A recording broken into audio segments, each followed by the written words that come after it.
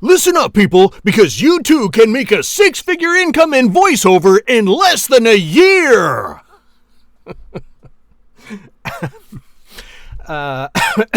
From scratch? Not likely. Now, making a six-figure income in voiceover is certainly possible, even in today's world where rates have been kind of steadily going downhill.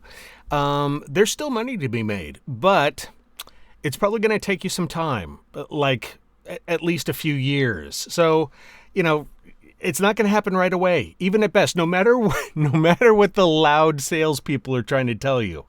And that brings me to the topic of today, because let's face it, among other reasons, financial pressure is probably the number one reason that voice actors are quitting. They're giving up, and that's kind of sad because, do you really need to quit? Maybe it's just that you need to make some changes to your plan, your financial plan. And that's totally okay. There's no shame in that. There's no direct route to success. There can be, but you have to be able to kind of pivot and turn and, do what you need to do when the roadblocks occur. And financial reasons are a great reason to remain flexible and make changes to your overall plan. Now, especially during the first few years, those are the most pivotal time when it comes to making money in voiceover, because you haven't established yourself in the marketplace yet. Nobody knows who you are. You haven't done much work, if any. So there's no reason. And people, no matter what people are going to tell you about, search engine optimization for your website and auditioning. These things alone are not going to make people flock to your door to hire you as a voice actor. It's going to take time, and it's going to take working on a number of fronts to get your name out there, to build a reputation that will start earning you money, aside from your wonderful talent. And so much of this talk about money is so subjective. How much do you need to earn to cover your expenses? Your rent or your mortgage, your healthcare costs, your groceries, your kids, whatever it is. And then you still need to, put something away for your retirement into your IRA. And so this big basket of expenses that you've got in front of you, you've got to cover, whether it's from voice acting alone or not. So if you're working at sort of a typical day job right now as you're getting started in voiceover, keep it. Keep your day job.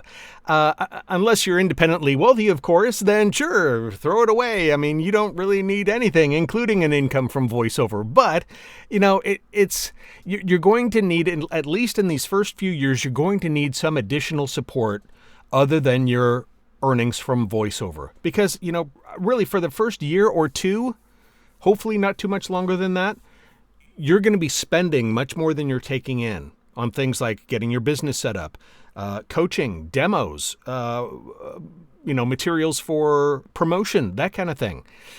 You're going to be laying out much more than you're taking in, but that's okay. That's to be expected. That's an investment in your business and in your future. In order to prop up your finances, if you don't have a day job that you're willing to keep, here are some other ideas that you might want to consider. And you should know that being a voice actor full-time is completely doable. Many of us don't need to be making six figures to be a full-time actor. Many of us can, maybe $50,000, $60,000 is a great living for some. It kind of depends upon where you live. What are your expenses like? Housing costs vary widely across the country. Don't look at what other people are telling you that you have to make. Do it for yourself. You need to be the number one stakeholder in your business and the number one determining factor as to how you come up with these figures. And you really should have a good understanding of what your financial requirements are. But here are some other ideas, okay? Okay, when it comes to having multiple streams of income, it's common for actors of all kinds. It's common, it's smart, And generally speaking, they're sustainable. I mean, it just means that you're thinking about the big picture. You're not just wildly going off into some fantasy land that everything's going to come together. No, you're thinking about this. You are going after something in a very determined and thoughtful way. And diversifying your income itself helps to reduce the financial pressure that you're under. I mean, we're all under financial pressure, but having multiple streams of income can kind of take the weight off a little bit, because as we all know, acting in general is a roller coaster ride of income. You know, things can be great one month or one quarter and be dismal the next month. You never know. Very rarely is it like a 9-to-5 job where you can just expect a paycheck to be coming in and it's the same all the time. And as boring as that may be, at least it's reliable, right? If you're having multiple streams of income and that pressure, that stress can be relieved from you a little bit, but you know what? That's going to help your performances too. Nothing is a creative killer like stress.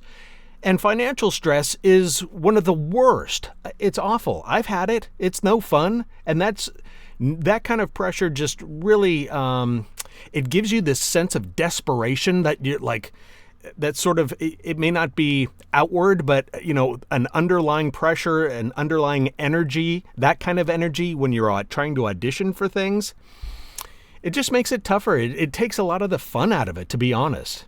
Side gigs or secondary forms of income do not mean failure. They simply reflect your changing needs.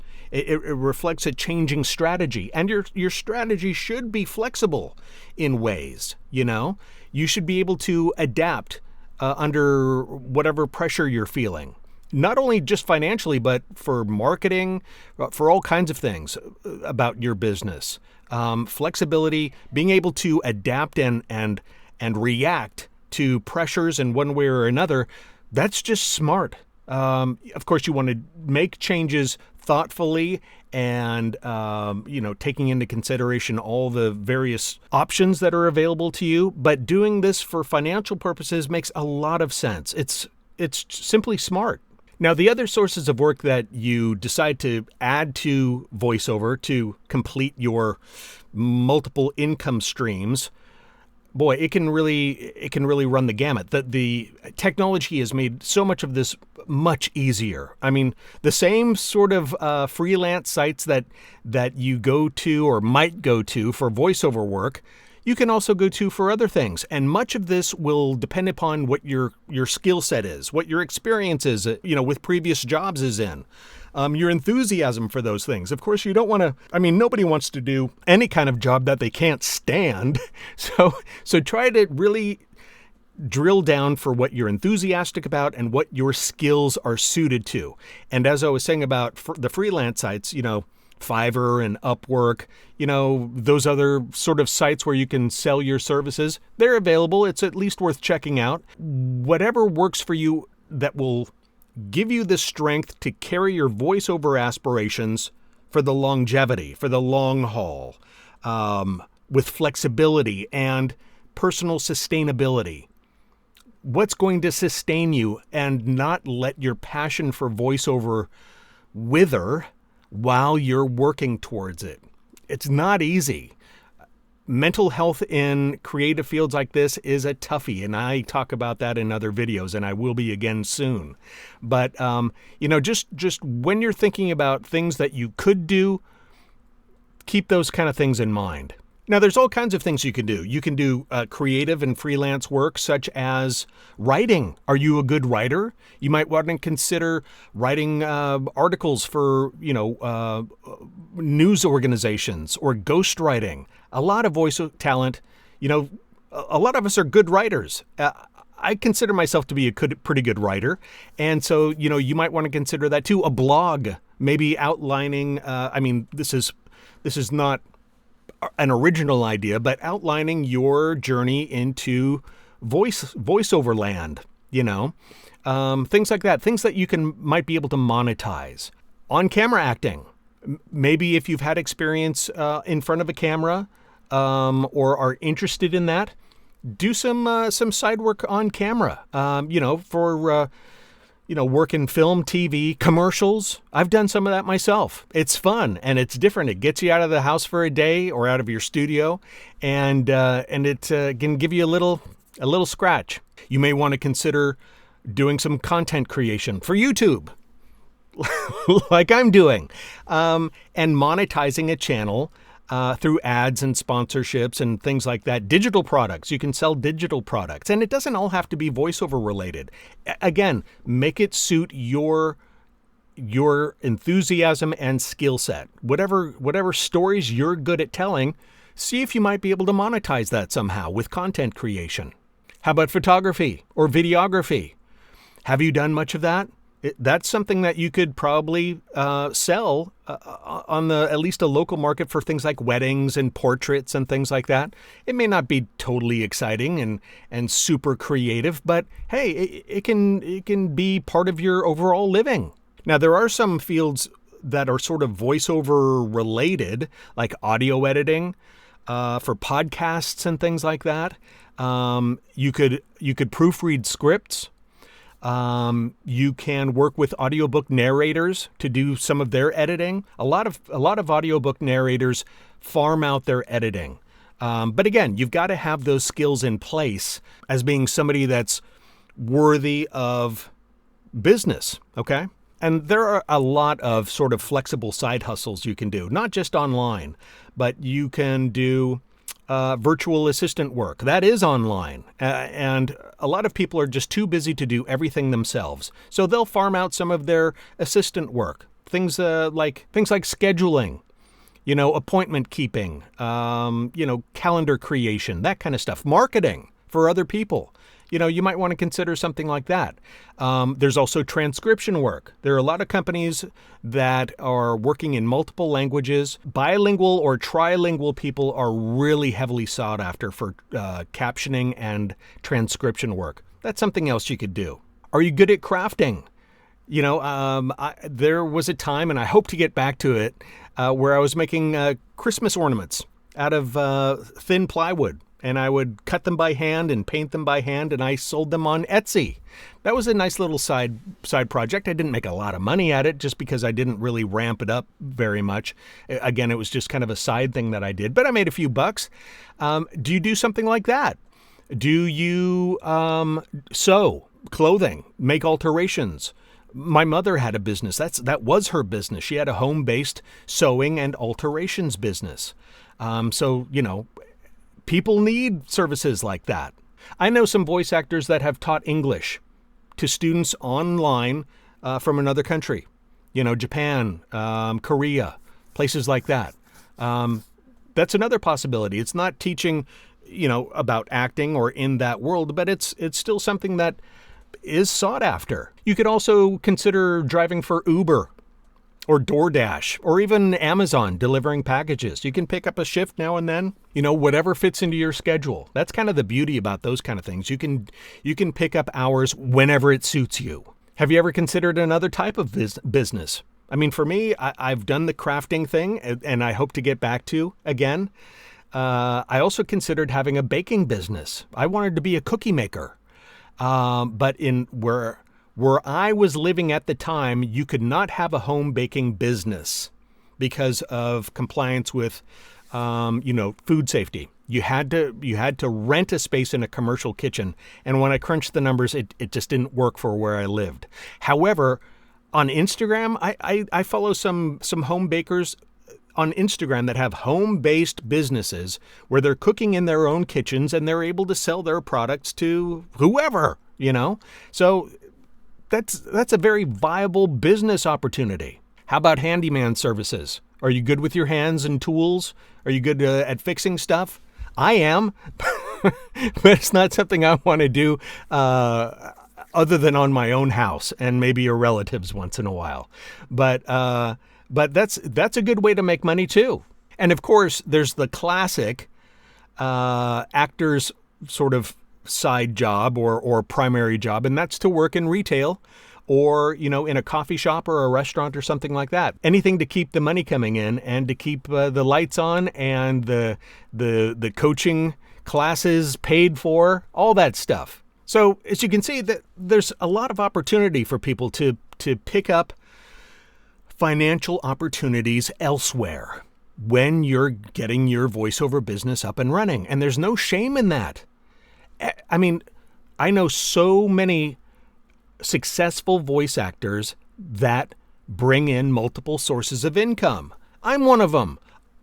I have a good living from voiceover. I also coach. I'm working on YouTube. And there are a few other odds and ends I have out there going on. And so there is absolutely no shame in that.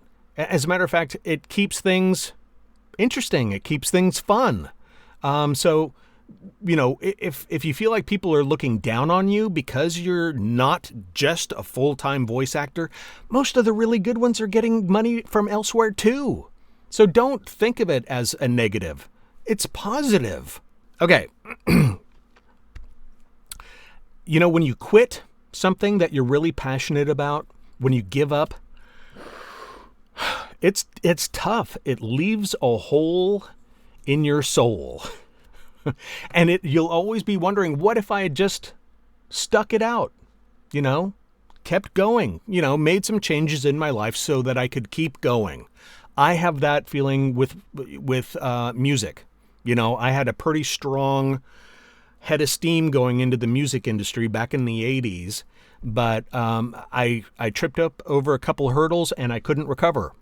So that's something that nags at me. Don't get me wrong, I'm very happy with my life now and all that other stuff, but it just makes me wonder, God damn it, you know, I gave up on that dream. So what I'm trying to encourage you to do is to not give up on the dream because of money. Now, if you simply have lost passion for it, well, that's another thing. If you're not having fun with it, if you're not passionate about it, if you're not enjoying it, then my advice is, yeah, move on to something else. And that goes for anything. If you hate it, don't do it. If you have no passion for it, then why spend most of your waking life doing it? Same goes with voiceover. If you've lost passion, yeah, forget it. Move on. There are plenty of other things to do. But if you still have the passion for it, just make a few adjustments so that you can continue pursuing it while, you know, supplementing your income with other things. The money will come. It's just going to take time. Many people struggle with this. I did. My expectations for voiceover were that same six-figure number that was rolling out of people's mouths all the time. You weren't really successful unless you were making six figures. Bullshit. Pardon my language, but that's BS. You know, it's not about the number. It's about what is fulfilling to you. What is floating your boat? What makes you feel good about yourself and in the world that you live in? Your world is very different from my world, so our expectations, our needs will probably be very different. It even depends upon what kind of a person you are. Are you kind of an introvert like me? Are you an extrovert that, you know, feels weird being cooped up and working pretty much by yourself all the time? You know, you need more personal interaction. There's so much about this job that is either right for you or it isn't right for you. And money, as tough of a topic as it can be, shouldn't be the deciding factor, because you can make money from other sources while you're still pursuing voiceover. And like I said, if you stick with it, if you keep improving, if you build your presence within the marketplace, the money will come. So if you're struggling, I get it, but try to hang in there. If you've still got the passion for voice acting, don't give up. Work hard, work smart, keep studying, keep at it. All right, you guys. Hey, I never said who I am. I've been doing that more and more. I got so excited about what I want to talk about, I don't introduce myself. I'm Jan Anderson. Hi. Thanks for watching. I hope you've enjoyed it. I hope you'll consider subscribing to my channel and giving me a thumbs up if you got something out of this video. And that's it for now. I've already been blabbing away for much too long. So thanks again for joining me, and take it easy.